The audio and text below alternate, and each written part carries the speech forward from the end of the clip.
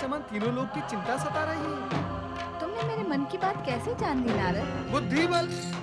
बुद्धि बल से माता, बुद्धि बल से। फिर आप तो माँ जगदम्बा है, तीनों लोग की माता है। आपको अपने असंख्य पुत्रों की चिंता नहीं होगी तो फिर और किसे होगी? मेरे अनुमान से आपको मदासुर को दिए गए वरदान के विषय में चिंता हो रही है। वरदान देने से पहले गणेश ने मुझे सावधान भी किया था, परंतु माता, श्री गणेश इस समय आपकी आज्ञा की प्रतीक्षा कर रहे हैं। आप उन्हें आज्ञा दें और चिंता उन्हीं पर छोड़ दें। वे आपको अवश्य चिंता से मुक्त कर देंगे।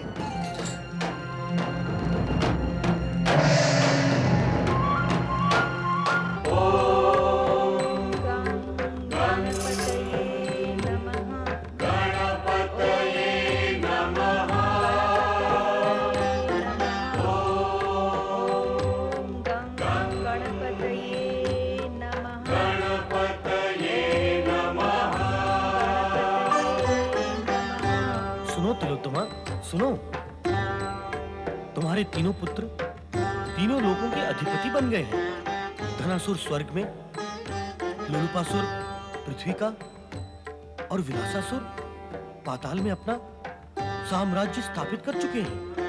अब तो तुम्हें आनंद मनाना चाहिए। इस पूजा आराधना की क्या आवश्यकता है? पूजा आराधना की आवश्यकता है।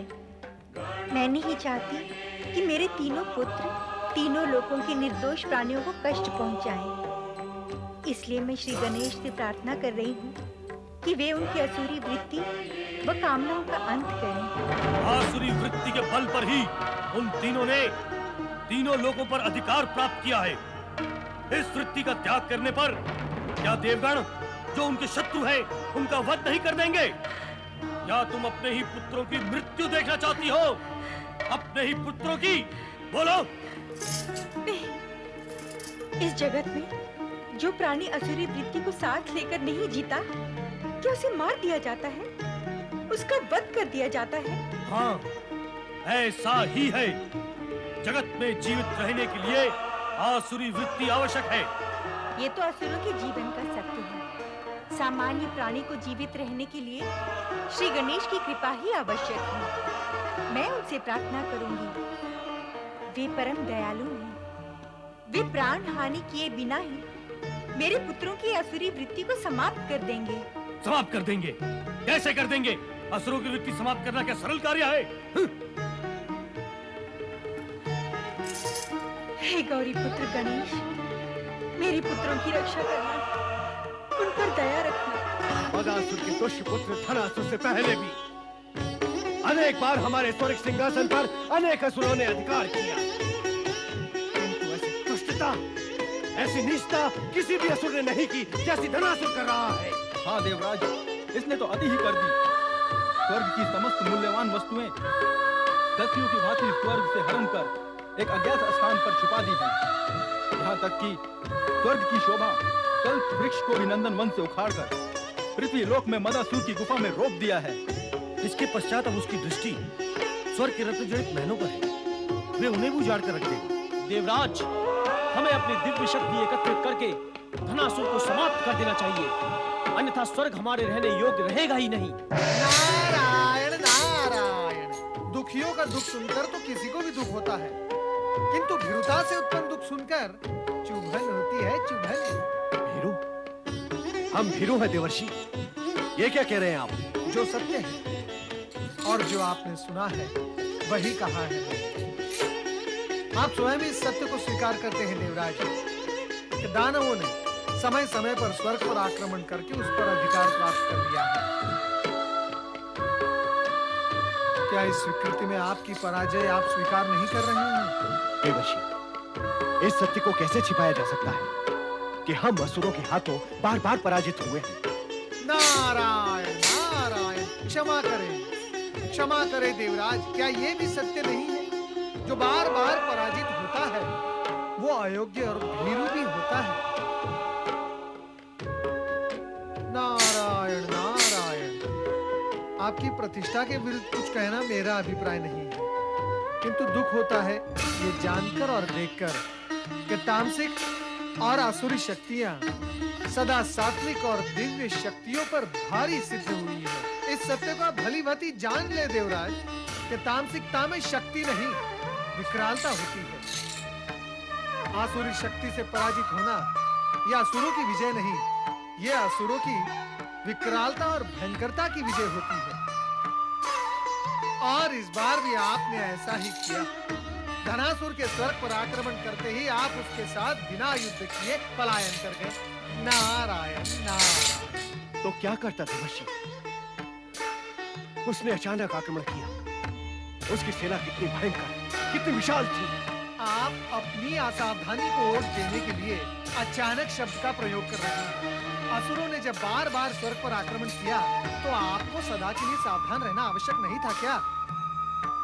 असावधान आप रहे और दोष धनासुर के माथे पे धर दिया कि उसने अचानक आक्रमण कर दिया। वाह!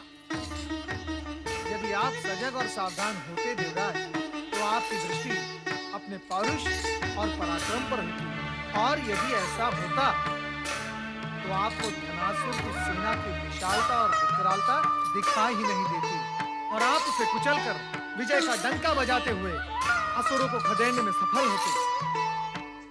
देवर्षि, निस्संदेह आप तत्वदर्शी और सूक्ष्मदर्शी हैं। इसीलिए सदा हमें आपके मार्गदर्शन की आवश्यकता होती है। इस समय हमें क्या करना चाहिए देवर्षि? कृपया स्पष्ट करें। नारायण नारायण। मैं कब तक आपका मार्गदर्शन करता रहूंगा? हर बार असुरों की भयंकरता आपके पौरुष को निगल जाती है, किंतु इस बार तो विडंबना यह है कि धनासुर के दोनों भाई विलासासुर और लोलुपासुर भयंकर है ही नहीं, वे पूर्ववर्ती असुरों से सर्वथा भिन्न हैं। तो क्या ये तीनों तारकासुर, जलंधर, हिरण्याकश्यप अथवा शुंभ निशुंभ की भांति क्रूर, दुष्ट और भयंकर नहीं है? नहीं, आपके मन में उनकी भयंकरता का भय ही भयंकर है। वास्तव में तीनों भाई अत्यंत रसिक, विलासी, लोलुप और लोभी है। देवर्षि, हम तो इस सत्य से अनभिज्ञ रहे। नारायण नारायण। सत्य से अनभिज्ञ रहने के कारण ही तो प्राणी पीड़ा भोगता है देवराज। फिर आप तो अनेक सत्यों से अनभिज्ञ हैं ही। इन लोभी असुरों को यदि स्वर्ग की संपत्ति और स्वर्ग की सुंदर अप्सराओं का प्रलोभन दिया जाता तो ये संभवतः स्वर्ग पर आक्रमण ही न करते, सदा भोग विलास में डूबे रहते। देवराज, आसुरी वृत्ति वालों को परास्त करने के लिए बाहुबल की नहीं, बुद्धि बल की आवश्यकता होती है। देवर्षि, यदि आपका बुद्धि बल और हमारा बाहुबल दोनों मिलकर असुरों को पराजित करते। नारायण नारायण। देवराज, बल बुद्धि का हो अथवा बाहु का, यदि अपना हो तो ही फल देता है। आप दूसरों के बल पर कब तक बलशाली बने रहोगे? जो स्वयं की शक्ति पर विश्वास नहीं करता, फिर उसकी तो त्रिलोकीनाथ भी सहायता नहीं करते।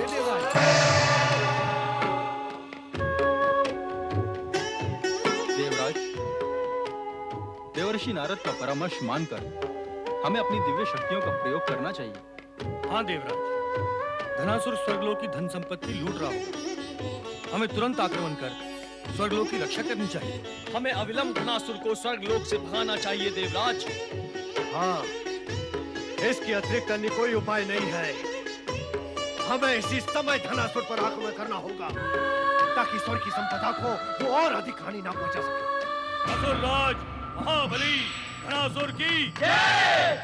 स्वर्गाधिपति महाबली धनासुर की जय! स्वर्गाधिपति महाबली धनासुर की जय! क्या ये सारे रत्न तुम स्वर्ग लोक के गुप्त कोषागार से लाए हो? नहीं असुरराज, ये सामग्री हम पृथ्वीलोक से वापस लेकर आए हैं। पृथ्वीलोक से? हाँ असुरराज, आपकी माता श्री तिलोत्तमा ने ये स्वर्णाभूषण और रत्न लेना स्वीकार नहीं किया। हमारी माता श्री ने ये स्वर्ण संपदा लेना अस्वीकार कर दिया? क्या वहाँ उपस्थित हमारे पिता श्री असुरपति मदासुर ने इस विषय में कुछ नहीं कहा?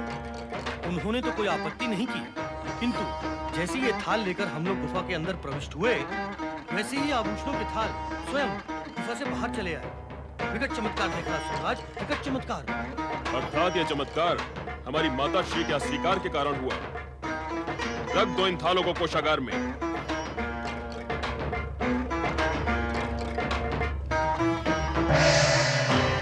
दुष्ट, लोभी धनासुर, तूने स्वर्ग की संपदा का दुरुपयोग कर स्वर्ग का स्वरूप भी बिगाड़ दिया है। मैं तुझे जीवित नहीं छोड़ूंगा।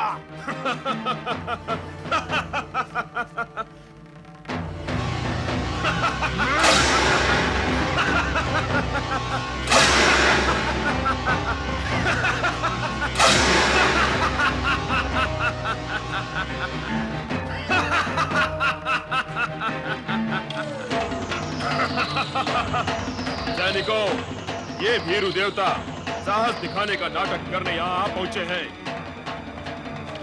इन भीरू देवताओं की शक्ति हमारे सम्मुख कुछ भी नहीं है।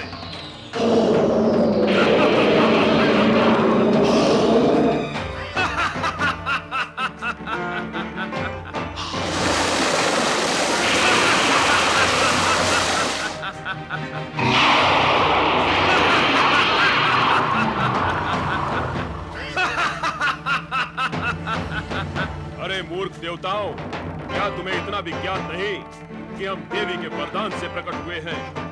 हमारी शक्ति देवी जैसी ही अपरिमित है, हम अजेय है, दुर्भेद है। बंदी बना लो इन सबको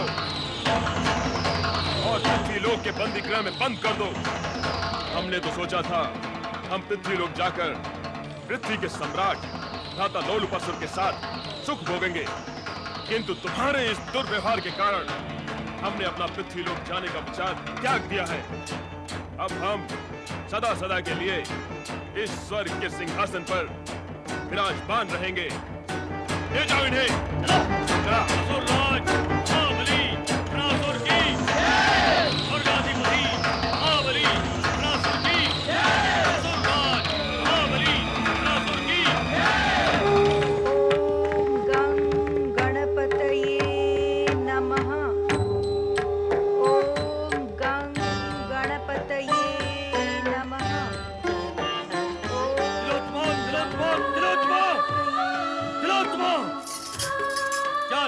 हमें इस आराधना से उल्टा हमें हानि ही हुई है। तुम्हारे ही कारण हम धनासुर द्वारा भेजी गई इस स्वर्ग संपदा से वंचित हो गए। तुम्हारे ही कारण धनासुर द्वारा स्वर्ग के नंदन वन से लाया गया कल्प वृक्ष सूख गया है। मेरे कारण? हाँ हाँ, तुम्हारे ही कारण। मेरे कारण स्वर्ग संपदा यहाँ नहीं आई। मेरे कारण यहाँ कल्प वृक्ष सूखने लगा है। स्वामी, यदि स्वर्ग संपदा यहाँ आती तो इसके साथ देवताओं की मन का मौन श्राप भी साथ में आता और वो संपदा भी काली पड़ जाती। अनीति और अन्याय से दूसरों की वस्तुओं पर अधिकार करने से केवल वो वस्तु ही विकृत नहीं होती, वस्तु लाने वाला भी विकृति और विपत्ति के दलदल में फंस जाता है। नंदन वन के कल्प वृक्ष को ही देख लो, जो सूख गया है। आपका कहना है कि वो मेरे कारण सूखा है, किंतु सत्य ये है कि वो पुत्र धनासुर और आपके लोभ की काली छाया के कारण सूखा है। देवताओं की कुंठा, असंतोष और पीड़ा के कारण सूख गया है। कुमति के कारण दूसरों की वस्तुओं पर कुदृष्टि रखकर हम अपने कुसमय को ही आमंत्रित करते हैं। बस बस बस, समझ रहा हूं कि पूजा उपासना करने वालों की वाणी में विराम नहीं रहता। पुत्र और पति की इच्छा का विरोध करके तुम दोनों की ही शत्रु बन गई हो। आज तक तो जगत में ऐसा हुआ ही नहीं कि कोई माता अपने पुत्र और कोई पत्नी अपने पति की शत्रु बनी हो। मैं तो पूजा उपासना और श्री गणेश की आराधना अपने पति और पुत्र के मंगल और कल्याण के लिए ही करती हूँ। पुत्र की भेंट और संपदा पिता को भोगने नहीं देती हो, फिर भी गर्व ये है कि पिता और पुत्र का कल्याण चाहती हो। स्वामी, मेरे बार बार कहने पर भी आप सत्य को समझ क्यों नहीं रहे हैं?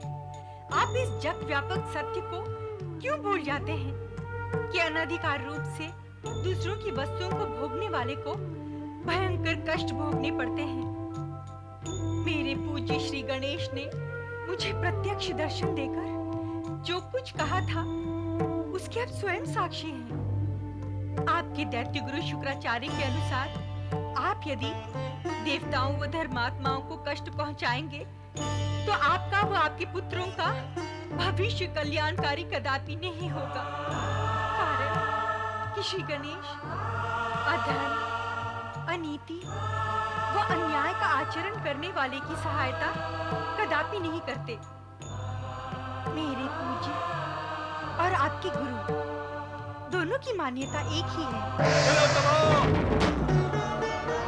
हमारी सारी मान्यताएं असुर कुल के पक्ष और हित में होती हैं। तुम असुर की पत्नी और असुरों की माता हो। तुम्हें भी असुरों के पक्ष में विचारना और कार्य करना चाहिए। अवश्य करना चाहिए, किंतु धर्म और नीति के आधार पर। धर्म और नीति को यदि हम आधार बनाएंगे तो फिर हम असुर कहाँ रह पाएंगे? फिर तो हम देवताओं और महात्माओं की श्रेणी में चले जाएंगे। महात्माओं देवताओं की श्रेणी तो श्रेष्ठ होती है दैत्य गुरु। सारा जगत उन्हें पूज्य व श्रेष्ठ मानकर नमन करता है। तिलोत्तमा, तुम्हारा अभिप्राय है कि असुरों की श्रेणी निकृष्ट और तुच्छ होती है। क्षमा करें दैत्य गुरु, प्राणी की श्रेणी का विभाजन उसके विचारों व कार्यों की उत्कृष्टता और निष्कृष्टता से होता है। दूसरों की संपदा, सम्मान, संस्कृति का हरण करना और उन्हें पीड़ित करना उत्कृष्ट कार्य तो नहीं कहा जा सकता। तुम दैत्य गुरु से तर्क वितर्क करोगी। तुम देवताओं को श्रेष्ठ व असुरों को निकृष्ट सिद्ध करोगी। ऐसा मेरा कोई विचार नहीं है, किंतु सत्य के विरुद्ध सोचना और आचरण करना भी मेरे लिए संभव नहीं है। तिलोत्तमा, तुम इसी समय गणेश आराधना बंद करो और जो कुछ दैत्य गुरु कह रहे हैं उसका शीघ्र पालन करो। दैत्य गुरु की नीति संगत आज्ञा का पालन करने में मुझे कोई आपत्ति नहीं है, किंतु गणेश आराधना बंद करने का अर्थ होगा मेरे प्राणों की गति और श्वासों को बंद कर देना। तिलोत्तमा! पिताश्री, माता, आपके प्राण तो मुझे अपने प्राणों से अधिक प्रिय हैं। मैं वहां स्वर्ग में रहूं और आप यहाँ इस गुफा में? नहीं माता, नहीं। आप चलकर मेरे साथ स्वर्ग में रहिए। मैं आपको लेने के लिए आया हूँ। तुमने उचित निर्णय लिया है धनासुर। तुम अपनी माता को अपने साथ स्वर्ग लोक ले जाओ। संभवतः वहां जाकर ये सही ढंग से सोचने व बोलने लगेंगे। मेरा भी ऐसा ही विचार है। अनुचित हैं आप सभी के विचार। यहाँ से जाने का अर्थ है श्री गणेश आराधना से वंचित हो जाना, और आप सब यही चाहते हैं, किंतु ऐसा नहीं होगा। मैं यहाँ रहकर श्री गणेश से अपने पति व पुत्रों की सुरक्षा और मंगल की प्रार्थना करती हूँ, जिससे वे सुनते हैं। यहाँ से जाकर मैं अपने पति व पुत्रों का अहित नहीं करूंगी। अब तक इन्हें जो सफलताएं प्राप्त हुई हैं, वे श्री गणेश की कृपा का ही परिणाम है। अनुचित व असंतुलित विचार व व्यवहार के कारण यदि श्री गणेश क्रोधित हो गए तो जगत में इनकी रक्षा करने वाला कोई नहीं होगा। हे कायर मदासुर, तेरी पत्नी असुर विद्रोहिणी हो गई है और तू खड़ा खड़ा मौन होकर देख रहा है। इसे हमारी बात मानने पर विवश कर, अन्यथा समाप्त कर दे इसे।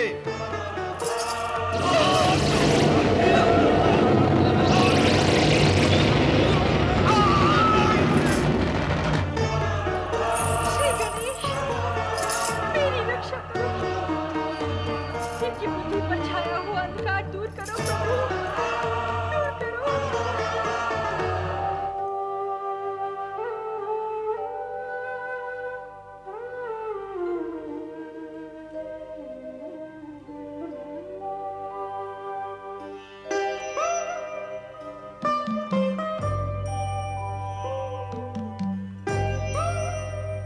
देवराज, हमें ऐसे अंधकारपूर्ण स्थान पर बंद कर दिया गया है जहां प्रकाश का प्रवेश भी संभव नहीं है। हमें अंधकार में रखने का क्या प्रयोजन हो सकता है? अवश्य ही कोई प्रयोजन होगा देवराज। अब तक तो हम पूर्ण रूप से इन असुरों की दया पर ही निर्भर हैं। दया? असुर? ये हम पर कभी दया नहीं कर सकते। ये दुष्ट तो हमें समाप्त कर देना चाहते हैं। अब इन्हें रोकने वाला यहाँ कोई नहीं है। व्यर्थ का विचार करने से कोई लाभ नहीं होगा देवगण। विचार ही करना है तो कुछ ऐसा विचार करो जिससे हम यहाँ से बंधन मुक्त हो सके। देवराज, उस पे हम सभी ने बहुत विचार कर लिया है, किंतु यहाँ से मुक्त होने का हमें कोई उपाय नहीं सूझा। वरुण देव, तो क्या हमारे जीवन की गति इसी बंदी गृह तक सीमित होकर रह जाएगी? फिर आप ही कोई उपाय बताएं देवराज। यदि मेरे पास उपाय होता तो क्या अब तक हम इस बंदी गृह के भीतर होते? लगातार सोचते रहने से कोई न कोई मार्ग अवश्य निकल आएगा। हम जब से इस बंदी गृह में आए हैं तब से सोचने के अतिरिक्त अन्य कुछ किया ही क्या है हमने। इस भांति व्यर्थ की बातों में समय नष्ट होता ही जा रहा है और हमारा कष्ट भी बढ़ता ही जा रहा है। देवराज, तो फिर क्या करें? मुझे एक ओर से आशा की किरण दिखाई दे रही है। किस ओर से देवराज? श्री गणेश की ओर से। श्री गणेश? हाँ, श्री गणेश की ओर से। क्या आप सभी सत्य को भूल गए कि वो श्री गणेश ही थे जिन्होंने हम सभी देवताओं को कष्ट से उबारा था? जब अन्य सभी देवगण हमारी सहायता करने में असमर्थ रहे, यहां तक कि त्रिदेव भी कुछ न कर सके, तब श्री गणेश ने ही हमें सिंदूरासुर के आतंक से भय मुक्त किया था। हाँ, श्री गणेश ही हमारे सहायक सिद्ध हुए थे। आश्चर्य, हम उन्हें भूल कैसे गए?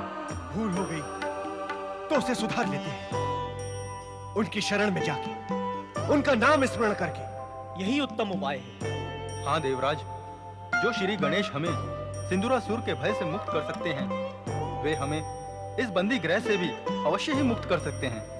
किंतु हमें मुक्ति तभी मिलेगी वरुण देव, जब हम उन्हें पुकारेंगे। जय श्री गणेश।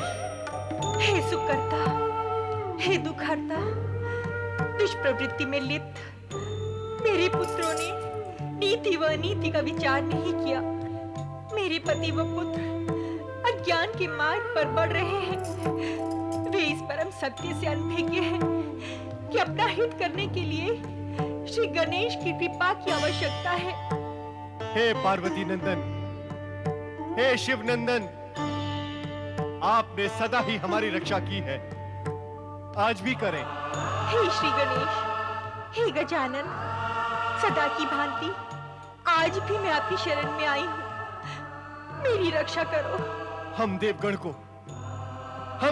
को इस बंधन से मुक्त कराएं विनायक, मुक्त कराएं। हे लंबोदर, मेरे पुत्रों को सुबुद्धि दे।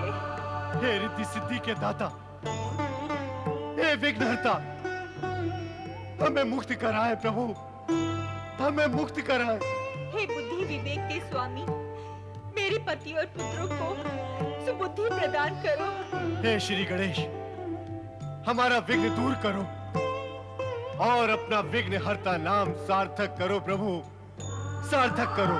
मेरे अभिमानी पति और पुत्रों को सन्मार्ग पर ले आओ श्री गणेश। हे श्री गणेश, आप तो अग्र पूज्य हैं, देवताओं में श्रेष्ठ हैं। हमारी पुकार सुने भगवान, हमारी पुकार सुने, हमारी पुकार सुने। सुनो श्री गणेश, सुनो, इस दुखियारी की पुकार सुनो, इस दुखियारी की पुकार सुनो।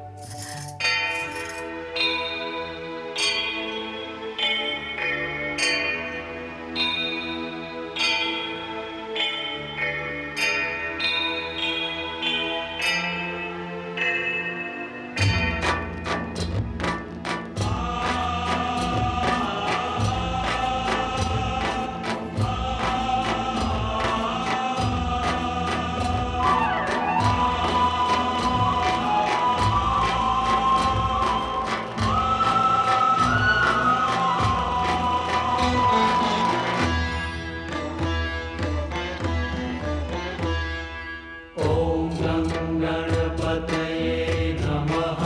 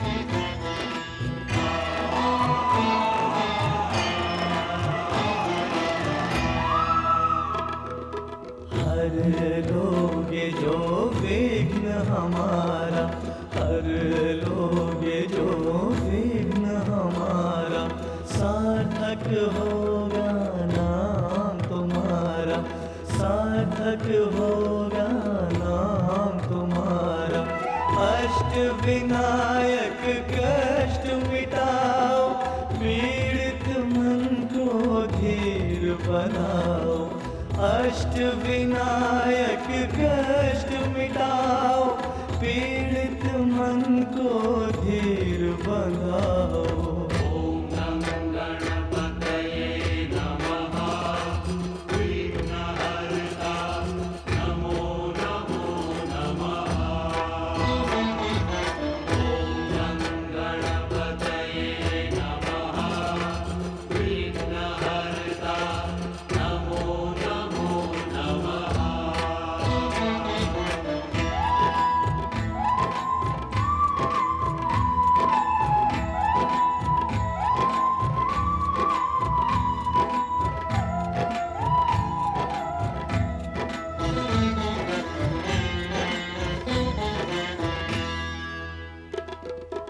जब तप सत्य को ना माने जो, जब तप सत्य को ना माने जो, स्वयं को ही ना पहचाने वो, स्वयं को ही ना पहचाने वो।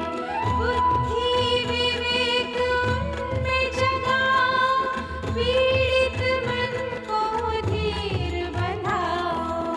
बुद्धि विवेक उनमें जगाओ, पीड़ित मन को धीर बनाओ। ओम गं गणपतये नमः, विघ्नहर्ता नमो नमो नमः। ओम गं गणपतये नमः, विघ्नहर्ता नमो नमो नमः।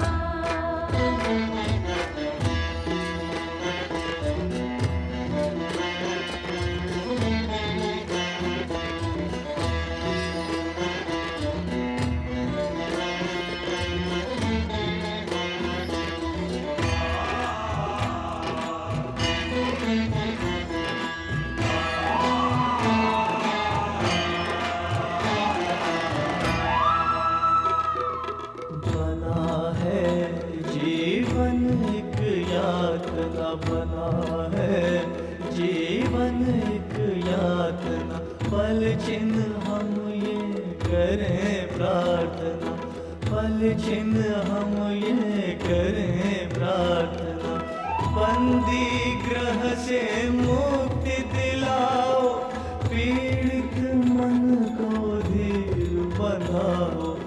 बंदी ग्रह से मुक्ति दिलाओ, पीड़ित मन को धीर बनाओ। ओम नमो गणपतये नमः, विघ्नहर्ता नमो नमो नमः। ओम नमो गणपतये नमः, विघ्नहर्ता नमो नमो नमः। रिद्धि सिद्धि के दाता, पीड़ित मन को धीर बनाओ। रिद्धि सिद्धि के दाता, पीड़ित मन को धीर बनाओ। ओम नमो गणपतये नमः, विघ्नहर्ता नमो नमो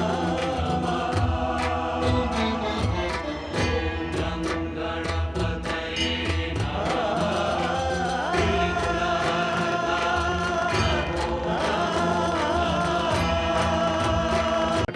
प्रणाम पिताश्री।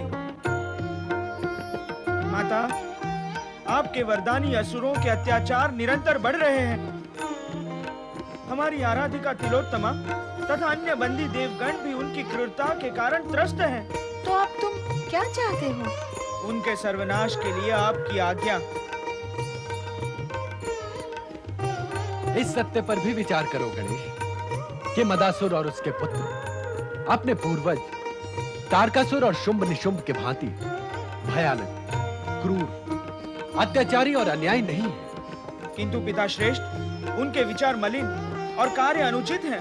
इसके लिए उन्हें दंड मिलना ही चाहिए। उनके विचारों में मलिनता और कार्यों में अशुद्धता उजागर अवश्य हुई है, किंतु विचारणीय यह भी है कि तुम्हारी माता देवी पार्वती ने उन्हें अकारण ही वरदान नहीं दिया है। माता वरदान दे और पुत्र दंड दे, ये तो जगत में अनोखी ही बात हो जाएगी। पिता श्रेष्ठ, यदि माता ने उन्हें अकारण वरदान नहीं दिया है, तो मैं भी उन्हें अकारण दंडित करना नहीं चाहता हूँ। तुम जो करना चाहते हो वो उचित ही है, किंतु स्थिति का विवेचन करना भी आवश्यक है। उन्हें दंडित करने से पूर्व तुम अपनी माता से आज्ञा प्राप्त करने आए, अर्थात अपने माता के प्रति तुम्हारे मन में सम्मान है, तो आवश्यक है कि अपने माता के वरदान के प्रति भी सम्मान है। पिता श्रेष्ठ, इसीलिए तो माता की आज्ञा लेने में यहाँ उपस्थित हुआ हूँ। मैं जानती हूँ कि तुम मेरे आज्ञाकारी पुत्र हो और जो भी करोगे माता की मर्यादा और प्रसन्नता का विचार करके ही करोगे। मेरे वरदानी असुरों के विषय में तुमने विचार किया और उन्हें दंड देने से पूर्व मेरी आज्ञा लेने मेरे पास चले आए। यह मेरे लिए प्रसन्नता की बात है। यहाँ एक सत्य यह भी है कि मेरे वरदान की गंभीरता को तुमने समझा, किंतु उन्होंने समझने का प्रयत्न नहीं किया, उसका उन्होंने दुरुपयोग किया है। ऐसे में वे दंड के भागी तो हैं, किंतु कठोर दंड के नहीं। प्रिय गणेश, तुम अपनी माता का आश्रय समझ रहे हो ना? हाँ पिता श्रेष्ठ, मुझे माता के वरदान के साथ साथ उनकी रक्षा भी करनी होगी और साथ ही उन्हें दंडित भी करना होगा। स्थिति को संतुलित रखकर दोनों कार्य कर सकोगे पुत्र? माता पिता का आशीर्वाद, शक्ति व सामर्थ्य मेरे साथ हो तो क्यों नहीं कर सकूंगा। किंतु गणेश, मैं नहीं चाहती कि तुम्हारे हाथों उनका अंत हो। उन्हें दंडित करने के लिए तुम्हें कोई विशेष उपाय करना होगा। आप निश्चिंत रहे माता, मैं उन्हें इसी प्रकार दंडित करूंगा जैसा मदासुर की पत्नी तथा 3 असुरों की माता तिलोत्तमा चाहती है। अपना आशय स्पष्ट करो गणेश। अब ये तो जानती ही है माता कि तिलोत्तमा इन असुरों की सुरक्षा तथा इन्हें सद्बुद्धि प्रदान करने के लिए निरंतर हमारी आराधना कर रही है। हाँ, कर रही है। तो ऐसी स्थिति में तिलोत्तमा को विधवा व पुत्रहीन बनाने का प्रश्न ही नहीं उठता। मैं समझ नहीं पा रही हूँ, तुम क्या करोगे और कैसे करोगे? आप मुझे कुछ समय दें तो मैं आपको प्रत्यक्ष बताऊंगा कि मैं क्या करूंगा। प्रत्यक्ष? हाँ पिता श्रेष्ठ, यदि आप आज्ञा दें तो मैं अपनी दिव्य आकर्षण शक्ति से इन सभी को यहाँ एकत्रित करके उन्हें दंडित करूंगा। अवश्य गणेश, अवश्य। जब तुम उन सबको यहाँ एक साथ एकत्रित कर ही सकते हो, तो फिर स्वयं कष्ट उठाकर वहां जाकर उन्हें दंडित करने की क्या आवश्यकता है? अच्छा तो यही होगा कि तुम उन्हें अपने माता के सम्मुख ही प्रताड़ित एवं दंडित करो। हम भी देखें कि तुम 2 कार्य एक साथ कैसे कर सकते हो। प्रणाम।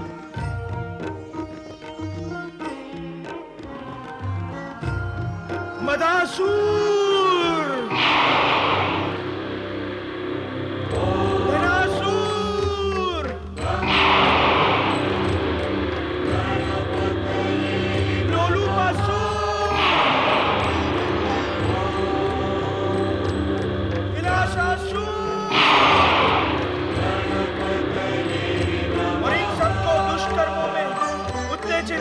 प्रेरित करने वाले दैत्य गुरु शुक्राचार्य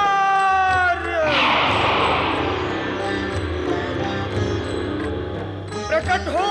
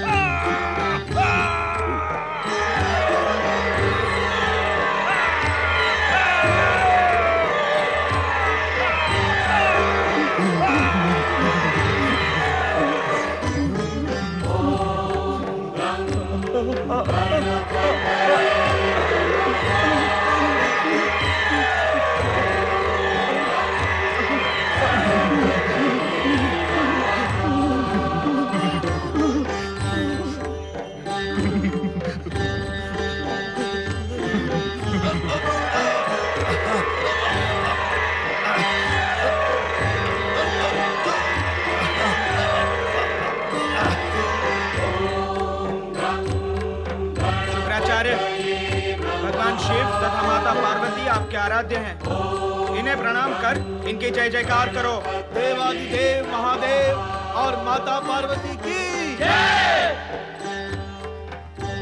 प्रभु, यदि आपकी अनुमति हो तो मैं दुखी तथा पीड़ित देवताओं को बंधन मुक्त करके आपके सामने उपस्थित करूं। तथा भगवान, मैं ये भी चाहता हूं कि उच्च तथा उत्तम विचारों वाली तिलोत्तमा को भी यहाँ बुला लूं, ताकि वो भी अपने पति व पुत्रों के दुष्कर्मों का परिणाम स्वयं अपनी आंखों से देख लें। अवश्य। देवराज इंद्र, देवगण तथा तिलोत्तमा उपस्थित हो। ओम गं गणपतये नमः। ओम गं गणपतये नमः। जय श्री गणेश। शिवनंदन श्री गणेश की जय। हरि पुत्र श्री गणेश की जय। नहीं नहीं, मेरे माता पिता की उपस्थिति में मेरी जय जयकार तथा मेरी वंदना उचित नहीं। आप सभी मेरे साथ मिलकर भगवान शिव तथा माता पार्वती की जय जयकार करें। त्रिलोकीनाथ भगवान भोलेनाथ की जय। शक्ति स्वरूपी माता पार्वती की जय। विघ्नहर्ता श्री गणेश की जय।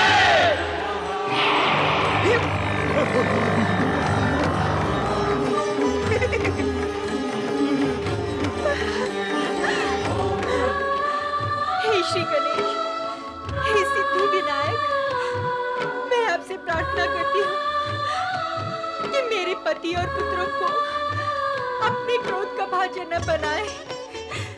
उन पर दया करें, उन पर दया करें प्रभु। चिंता न करो तिलोत्तमा, तुम्हारे आराध्य श्री गणेश ऐसा कुछ भी नहीं करेंगे जिससे तुम्हारा मन पीड़ित हो। धैर्य धारण करो। तिलोत्तमा ने अभी अभी क्या कहा वो सुना तुमने? वो अभी भी तुम्हारे लिए सद्भावना ही रखती है और दया चाहती है।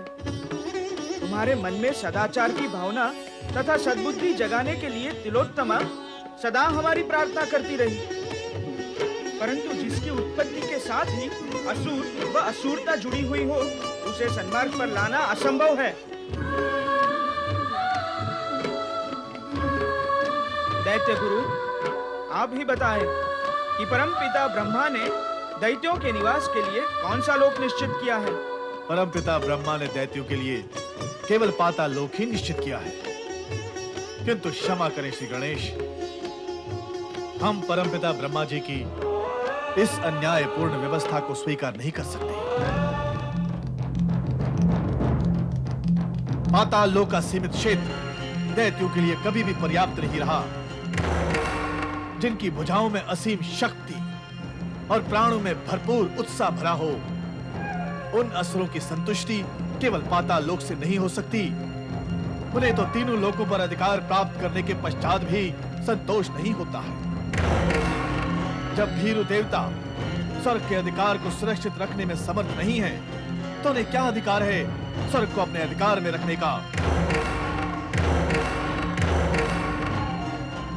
ऐसे में यदि असुर अपनी शक्ति के बल पर स्वर्ग पर अधिकार करना चाहते हैं, तो क्या अनुचित है? दैत्य गुरु शुक्राचार्य, भुजाओं में असीम शक्ति और प्राणों में भरपूर उत्साह वाले आपके द्वारा शिक्षित एवं दीक्षित आपके चारों असुर यहाँ खड़े खड़े कांप रहे हैं।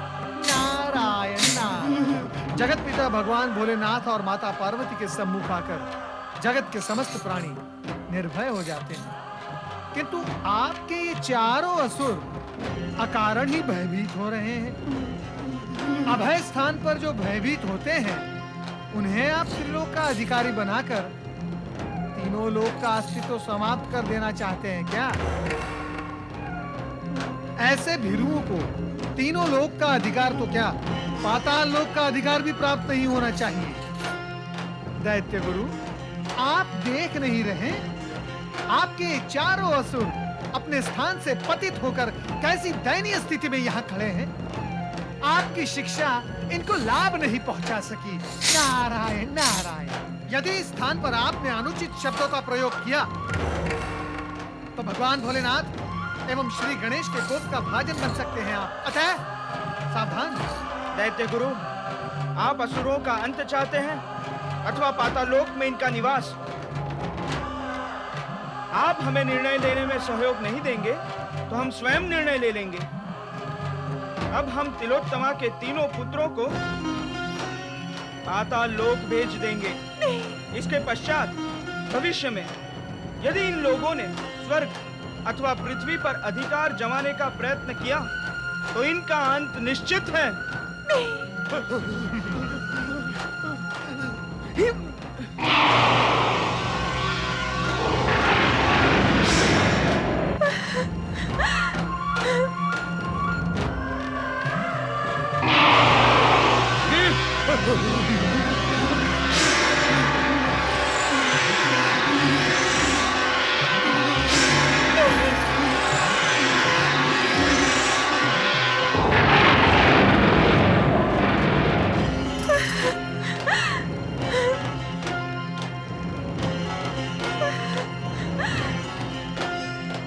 दैत्य गुरु, आप भगवान शिव के भक्त हैं, इसलिए हम आपके सम्मुख पृथ्वीलोक तथा पातालोक दोनों विकल्प रखते हैं।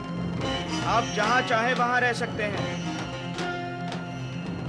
भगवान, मुझे आज्ञा दे, मैं अपना स्थान स्वयं निश्चित कर लूंगा।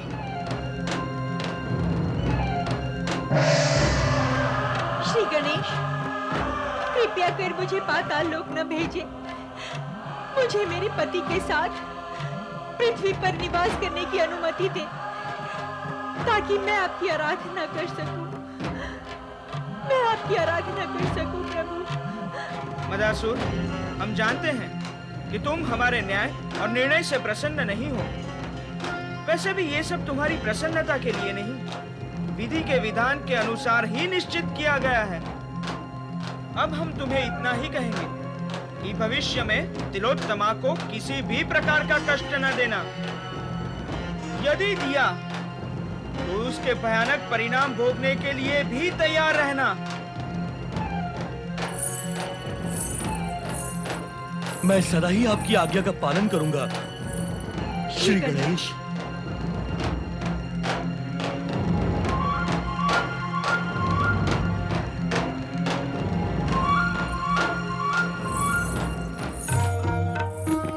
नारद, आज तुम्हारा मौन आश्चर्यवर्धक है। तुम देवताओं के ऋषि हो, फिर भी अभी तक तुमने देवताओं के विषय में कुछ भी नहीं कहा। अब क्या कहूं भोलेनाथ, इनके विषय में इतना कहा और सुना गया है कि अब कुछ कहना शेष ही नहीं रह गया। और वैसे भी श्री गणेश के न्याय निर्णय और बुद्धि विधान से मैं इतना मंत्रमुग्ध हो गया था कि इस और ध्यान ही नहीं गया।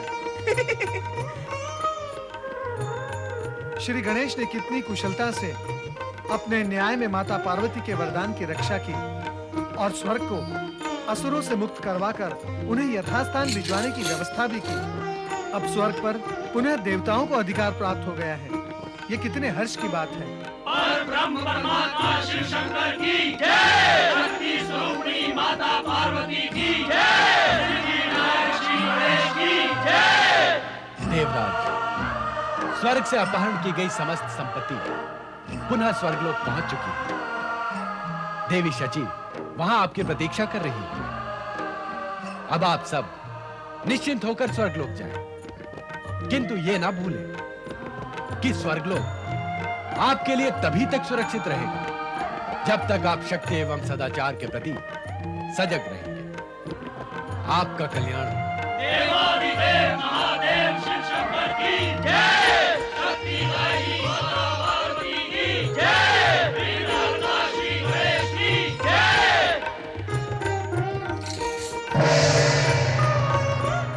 पिता श्रेष्ठ, मेरा कार्य पूर्ण हुआ, अब मुझे आज्ञा दें।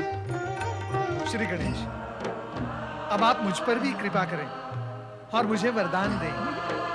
मैं आपको वरदान दूं? मेरे माता पिता की कृपा आप पर है, फिर आपको किसके वरदान की आवश्यकता है? और वैसे भी मैं तो केवल सद्बुद्धि तथा सदाचार का ही वरदान दे सकता हूँ, जो कि आपके पास है। प्रणाम। नारद, गणेश चतुराई की बात कह गया। हाँ भोलेनाथ, माता पिता का प्रभाव संतान में तो आता ही है ना। अब आप मुझे आज्ञा दें। नारद, बहुत समय से तुम बैकुंठ नहीं गए। कहीं ऐसा ना हो कि देवी लक्ष्मी का कोप भाजन बनना पड़े और बैकुंठ के द्वार तुम्हारे लिए बंद हो जाएं। नारायण नारायण, ऐसा नहीं हो सकता माता। एक नारायण भक्त के साथ ऐसा अन्याय हो ही नहीं सकता। प्रणाम। नारायण नारायण। आप हंस रहे हैं? मुझे बिना बताए बार बार अदृश्य होकर न जाने कहाँ चले जाते हैं, और जब लौटते हैं तो खेद प्रकट करना तो दूर, हंसते हैं। स्वामी, आप बताएं, आप जहाँ जाते हैं मुझे साथ लेकर क्यों नहीं जाते? देवी, कुछ स्थान ऐसे होते हैं जहाँ आपको ले जाना संभव नहीं है। नहीं स्वामी, जगत में ऐसा कोई स्थान नहीं जहाँ लक्ष्मी का जाना संभव नहीं। आप ही बताएं, जगत में ऐसा कौन सा स्थान है जहाँ शोभा, संपन्नता और वैभव की आवश्यकता नहीं है? देवी, इस जगत में कुछ ऐसे प्राणी भी हैं जिन्हें शोभा, वैभव व संपदा से तनिक भी लगाव नहीं। वे तो केवल प्रभु का नाम लेकर। नारायण नारायण।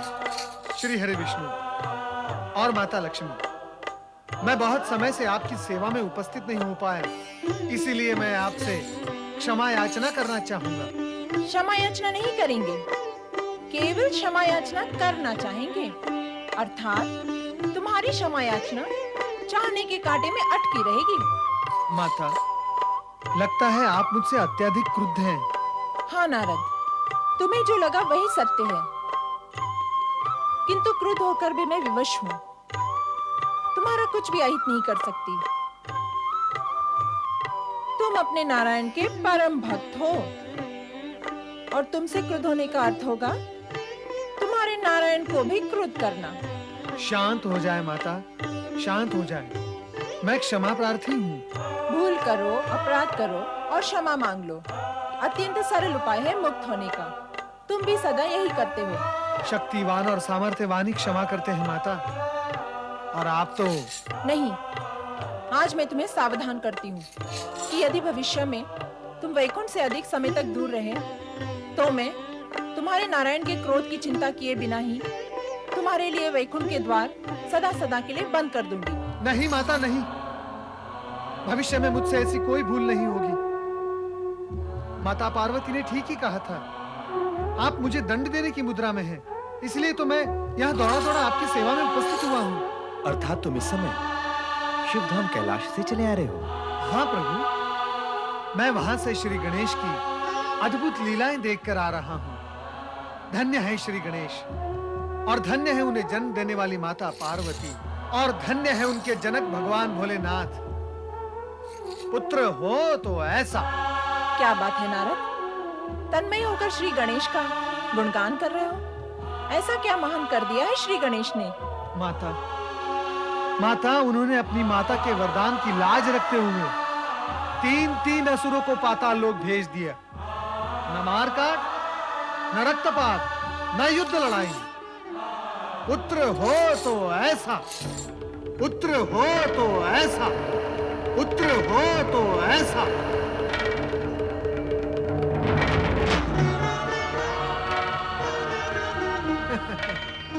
श्री हरि, अब मैं आपसे आज्ञा चाहूं। पुत्र हो तो ऐसा, पुत्र हो तो ऐसा। क्या बात है देवी? एकाएक गंभीर और उदास क्यों हो गई? अपने मौन का कारण कहो देवी। तुम कहो अथवा ना कहो, स्थिति तो हम समझ ही रहे हैं। गणेश के बाल और अद्भुत लीलाएं और प्रशंसा सुनकर तुम्हारे हृदय में भी मातृभाव जागृत हो गया है। तुम चाहती हो कि तुम्हें भी गणेश जैसा गुणी पुत्र प्राप्त हो। क्या ऐसा संभव है स्वामी? हाँ देवी, इस जगत में असंभव तो कुछ भी नहीं, किंतु पुत्र की कामना पुत्र की आराधना से संभव होगी। अर्थात? देवी, तुम्हारी ये कामना ब्रह्मा विष्णु महेश की आराधना से नहीं, उन्हीं श्री गणेश की आराधना से पूर्ण होगी, जिन्हें तुम पुत्र के रूप में प्राप्त करना चाहती हो। क्या मुझे गणेश जैसा पुत्र प्राप्त करने के लिए गणेश जी की आराधना करनी होगी? क्या मेरी पूजा अर्चना से मेरी मनोकामना पूर्ण होगी? मुझे गणेश रूपी पुत्र रत्न प्राप्त हो सकेगा? क्या हुआ है तुम्हारी वीरता को? जिन असुरों की वीरता और पौरुष का लोहा देवता और देवताओं के अधिपति इंद्र ने भी कई बार माना है, वे वीर असुर भयभीत होकर कहां छिपे बैठे हैं? बाहर आओ असुरों, बाहर आओ, बाहर आओ, बाहर आओ। हमारे निरंतर प्रयास के पश्चात भी तुम असुरगण आदिवासियों के समान गुफाओं में छुपे रहते हो। हमारे बार बार आह्वान पर भी तुम हमारे आश्रम पर प्रकट नहीं होते हो। ये तुम्हारे लिए हितकारी नहीं है। जागो असुरो जागो, जागो असुरो जागो, जागो असुरो जागो, जागो असुरो जागो। अपने अज्ञात स्थानों से बाहर आओ, बाहर आओ। आओ असुरो आओ, आओ असुरो आओ, आओ असुरो आओ। यदि अब भी तुमने हमारी पुकार और आह्वान को अनसुना कर दिया तो राक्षस गण सदा सदा के लिए नष्ट हो जाएंगे। जागो असुरो जागो, जागो असुरो जागो, जागो, जागो, जागो असुरो जागो, जागो, जागो असुरो जागो, जागो असुरो जागो, जागो असुरो जागो, जागो।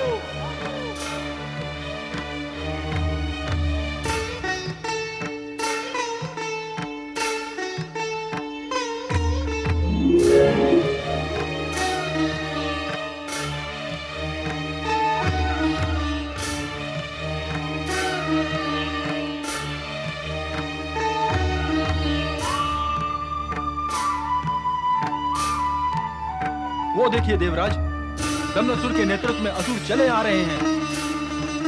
ये दमनासुर उसी दुर्मेधासुर का पुत्र है जो पूर्व काल में श्री गणेश के हाथों मारा गया था। इसका अर्थ ये हुआ कि शुक्राचार्य अब दमनासुर को प्रेरित करके असुरों की शक्ति को बढ़ाएंगे और हमारे लिए विपदा खड़ी करेंगे।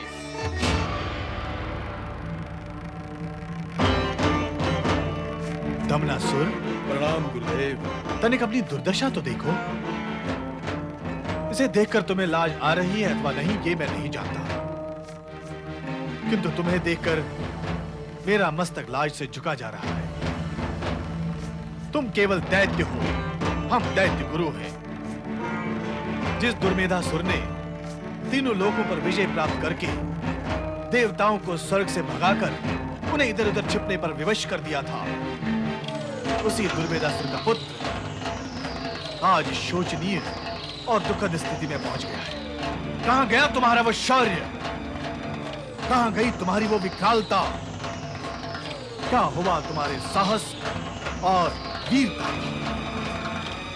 कहां गई वो तुम्हारी भयानकता जिससे संपूर्ण सृष्टि में हाहाकार मच जाता था? दैत्य गुरु, हमारी इस दुर्दशा के लिए केवल हम ही दोषी नहीं हैं। हमारा नेतृत्व करने वाला कोई नहीं था दैत्य गुरु। हमारा नेतृत्व करने वाला कोई नहीं था। और यदि कोई होता तो हम देवताओं को कुचल देते दैत्य गुरु। हाँ दैत्य गुरु, हम उनको मिटा डालते। आपने हमारा आवाहन किया है, हमने भी कुछ करने का उत्साह जागा है दैत्य गुरु। हाँ दैत्य गुरु, आपके आने से हमें नया जीवन मिला। अब हम वही करेंगे जो आप कहेंगे।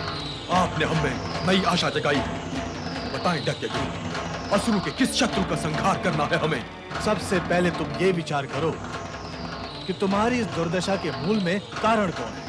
असुरों की दुर्दशा के मूल में सदैव देवता ही कारण रहे हैं दैत्य गुरु। सत्य कहा तुमने, किंतु तुम्हारी और दमनासुर की दुर्दशा के मूल में कारण है असुरों के आराध्य भगवान शिव का पुत्र श्री गणेश। सुन रहे हो दमनासुर? तुम्हारा पितृहंता गणेश, वो हमारे आराध्य का पुत्र होते हुए भी असुरों का शत्रु है। उसी गणेश से तुम्हें अपने पिता की मृत्यु का प्रतिशोध लेना है। लूंगा दैत्य गुरु, अवश्य लूंगा। अपने पिता के हत्यारे से प्रतिशोध अवश्य लूंगा। भले ही वो असुरों का आराध्य शिव का पुत्र गणेश ही क्यों ना हो, मैं उसे नहीं छोड़ूंगा दैत्य गुरु। दमनासुर, गणेश सर्वशक्तिमान है। उससे प्रतिशोध लेने के लिए तुम्हें विशेष शक्ति प्राप्त करनी होगी। वो भी करूंगा दैत्य गुरु, अवश्य करूंगा। पिता का प्रतिशोध लेने के लिए आप जो भी आज्ञा में आदेश देंगे मैं उसका पालन करूंगा दैत्य गुरु। तो आओ हमारे साथ, आश्रम में हम तुम्हें सारी सुविधाएं प्रदान करेंगे। ओम ऐं ह्रीं क्लीं चामुंडायै स्वाहा। ओम ऐं ह्रीं क्लीं शक्ति देव्यै स्वाहा। ओम ऐं ह्रीं क्लीं शिवप्रियायै स्वाहा।